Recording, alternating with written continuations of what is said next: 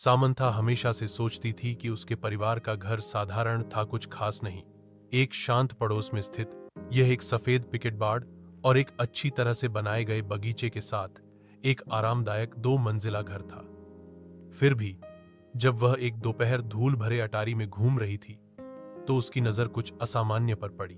दूर कोने में भूली हुई पेटियों के ढेर के नीचे उसने फर्श के नीचे छिपे एक संकीर्ण ट्रैपडोर पर ध्यान दिया। जिज्ञासा जागी। वह घुटनों के बल बैठी और उसे खोला। नीचे स्थित छोटा सीढ़ीदार मार्ग एक धुंधले बासी सुरंग की ओर जाता था। दीवारें पत्थर से बनी थीं और एक हल्की ठंडी हवा अंदर से फुसफुसाती हुई लग रही थी। दिल की धड़कन तेज। सामंथा सावधानी से नीचे उतरी, उसकी टॉर्च अंधेरे को चीरती हुई। सुरंग उसकी उम्मीद से कहीं अधिक लंबी फैली हुई थी। पृथ्वी के नीचे मुड़ती और मुड़ती हुई।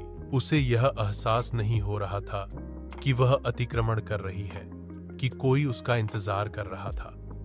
अनंत काल के बाद सुरंग आखिरकार एक छिपे हुए कमरे में खुल गई। दीवारें पुरानी किताबों की अलमारियों से भरी हुई थीं, जिनमें अजीब चमड़े से बंधे हुए खंड थे। कमरे के बीच में एक पुरानी मेज धूल भरे कागजों और पत्रिकाओं से घिरी हुई थी।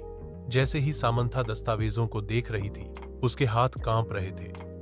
अभिलेखों में वर्जित अनुष्ठानों और गुप्त समाजों की बात की गई थी, जिसमें उसके परिवार का नाम बार बार उल्लेख किया गया था। जैसे जैसे वह गहराई से पढ़ती गई, उसे एहसास हुआ कि उसके परिवार का इतिहास गहरे रहस्यों से जुड़ा हुआ था। ऐसे रहस्य जिन्हें दफन रहना था। उसने कुछ ऐसा उजागर किया था जिसे किसी को नहीं जानना चाहिए था, कुछ ऐसा जो पीढ़ियों से छिपा हुआ था। खोज का भार उस पर जम गया। उसने अपने पीछे से सबसे हल्की आवाज सुनी, एक फुसफुसाहट, धीमी और ठंडी। वह अकेली नहीं थी।